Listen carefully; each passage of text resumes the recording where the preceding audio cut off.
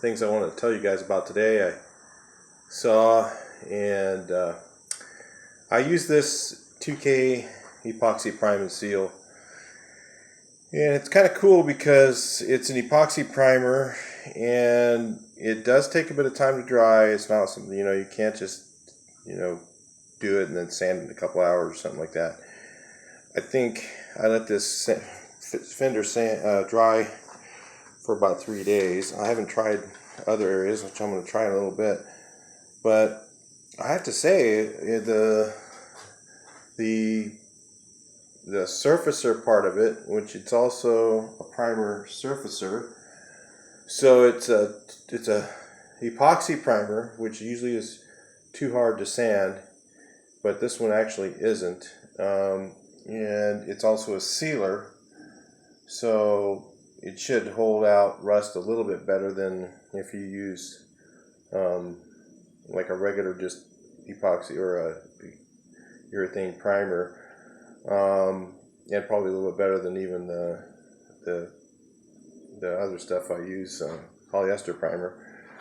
But you also get a sealer and a surfacer. And now I was just a little bit skeptical, so I put about 2 coats on everything, and so I didn't really load it up that heavy. And I'm really surprised at how much surfacing that it actually did. It actually, I could almost just go ahead and finish out the lows. Like you can see right here, see where the sand, I guide coat everything like this with this black paint. And I just did a quick job. I don't usually use the dark gray primer. I usually use a really light gray primer so I can see this stuff a lot easier. But if you can see that in the video, that part right there is low. This is low, and that's low because I sanded over this flat. And when you sand over it flat, all your low spots will show up. Now, I don't really have that many. This just needs a little bit of hand sanding. I think I just missed it. I did everything with just a DA. I didn't hand sand it. You can block with the DA and still get stuff to come out straight. It just takes a lot of practice, and many years of doing that, you can get stuff to come out pretty good. But I'm surprised at how much body it had for surfacing. So if you guys are looking for a epoxy primer, you want to do the same type of thing. Maybe you're not going to use it, let's say you're going to prime this and you can let it set for 24, 48 hours or more. Then this stuff is actually pretty good. I'm going to say that this is definitely a product I'll use again if I have to epoxy prime. I honestly haven't really had very many PCL products that I didn't like.